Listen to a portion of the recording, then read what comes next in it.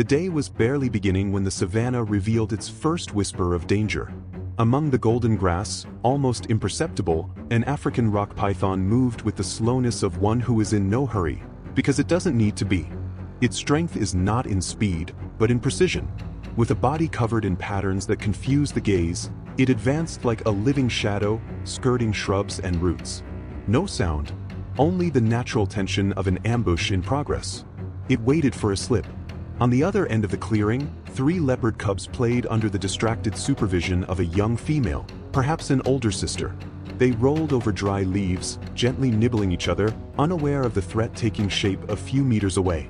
The still cool morning air carried the sounds of rustling trees and the occasional beating of distant wings. No bird gave an alarm. Nothing indicated there was a huntress there, much less that the hunt was about to begin. The snake knew it. The secret of its success was in silence. One of the cubs moved slightly away from the others, drawn by something on the ground, perhaps an eggshell, perhaps an insect. And it was at that exact moment, in that gap of seconds, that the python launched its attack. With a quick, deadly strike, it wrapped the small body of the cub in thick, firm coils, like a hot steel cable. The muffled snap of the impact mixed with the cub's first cry.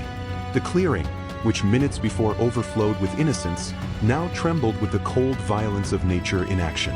The cub's mother had moved away a few minutes earlier, walking silently toward a shaded area where she usually found small rodents. It was not uncommon for leopard females to leave their young under the watch of an older brother or a young sister while they searched for food. She could not foresee what was to come. She trusted the terrain, the time of day, and above all, the natural discretion of her cubs. But the savanna does not forgive moments of trust. The cub ensnared by the python tried to scream, but the sound came out broken. His siblings froze for a second before stumbling backward, frightened. The young leopardess advanced by reflex, but stopped short when she saw the size of the snake. That was beyond her strength and experience. The distance between her and the cub was only a few meters, but it felt like an abyss. Instinct said to attack, but fear said to wait. And she waited. From atop a rocky outcrop, not far away, a pair of experienced eyes watched everything. An adult male, imposing, with scars around his neck and broad shoulders, had already sensed the danger. His scent had picked up the smell of panic. His body remained motionless, but the tension in his chest betrayed the decision about to be made. He would not wait for death to do its work. In nature, sometimes protection is silent, until it can no longer be. The python had chosen its moment well. While the mother hunted and the young guardian hesitated, the snake tightened its coils around the defenseless cub. The small body fought for air, the forepaws trembled, trying to escape the crushing pressure. With each second, circulation diminished. The python did not need to run, only to tighten. The outcome drew near unhurriedly. The clearing was in absolute silence, except for the muffled sound of the uneven struggle. The young leopardess circled around the python, not daring to approach. Her eyes went from the frightened siblings to the trapped cub and back to the snake. Indecision cut the air like a knife. She growled, arched her body, but instinct said she was not strong enough. With each attempt, she retreated. She was too alone, too young, and the cub too weak. Panic no longer fit only within the animals' bodies.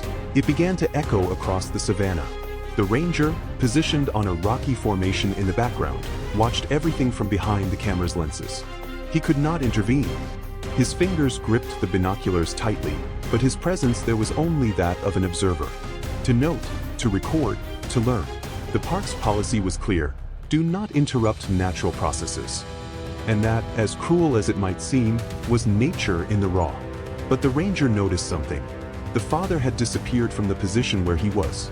And the silence now sounded different, like the sound before the storm. The silence was broken by a deep sound, almost like a muffled thunder. It was a growl, not of alarm, but of warning. The vegetation to the right of the clearing moved with sudden brutality, and from it emerged the figure everyone seemed to be waiting for, the leopard father. His broad body, ears erect and eyes fixed on a single point, the snake. He did not roar, he did not hesitate. He simply walked with firmness, like one who knows exactly what needs to be done. The python did not move immediately. It still tightened the cub, focused on its partial victory. But the male leopard showed no signs of intimidation. His approach was tense, millimetric. Each step was accompanied by the shudder of the still-living cub. The father circled the python, seeking the right point. He knew the dangers. He had fought before. And he knew that the young female's mistake was trying to scare. He would not scare. He would attack. The ranger followed everything wide-eyed, without even blinking. The camera recorded, but he knew that scene was unique.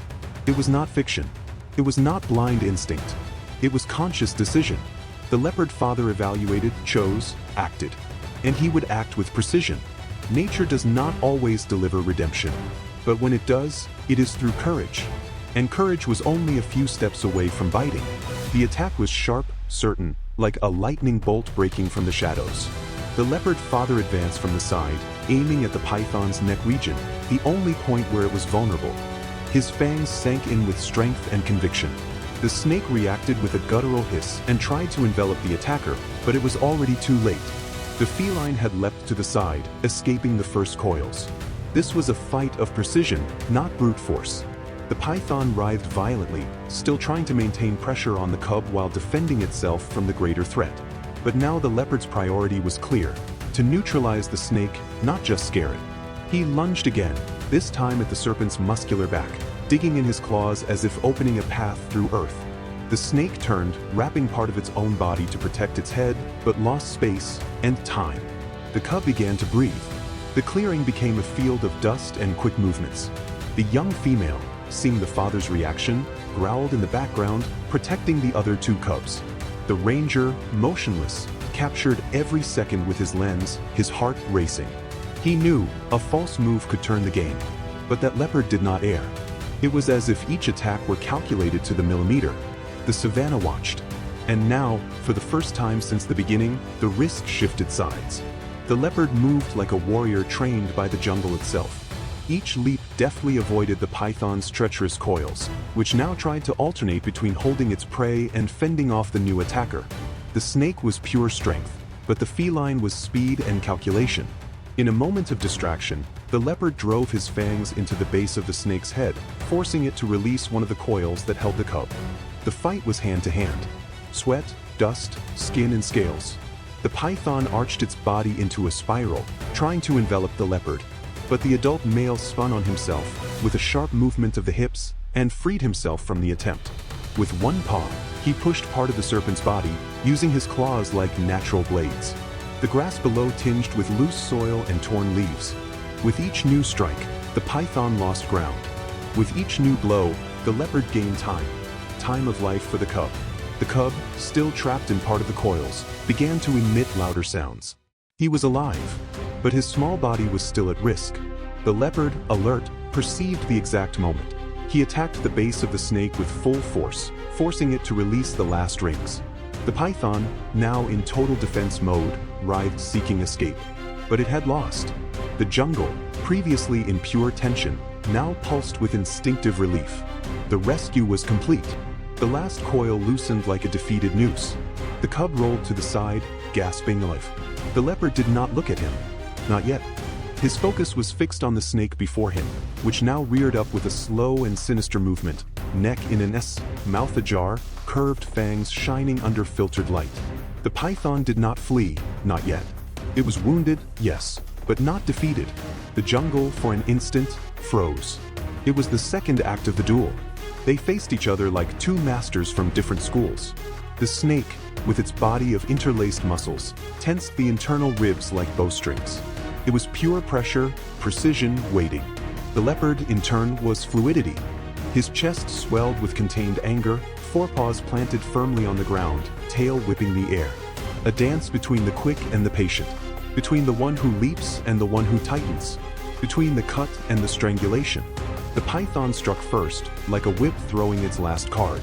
The leopard turned, dodging with a lateral leap, and responded with a paw strike to the snake's flank, opening a thin trail of dark blood. The snake spun on itself, attempting a new loop, but the feline was already out of reach. They wheeled, circled, advanced, and retreated like inverted mirrors. The confrontation was pure refined instinct. No roars, no hisses, only breath, dust, and mortal precision. The leopard advanced with fury and precision, but the python, even wounded, was still lethal. In an unexpected movement, It launched itself like a spring and sank its fangs into the feline's side. In seconds, it was already partially coiled around him, squeezing hard, trying to repeat the fatal cycle from before. The leopard's roar echoed through the forest, not of threat, but of pain. His paws scratched the ground, trying to free himself, but the snake's grip grew firmer with each second. That was when a new sound cut through the jungle silence. A sharp, wild growl. The female leopard, who had approached silently through the bushes, leapt onto the python with all her strength.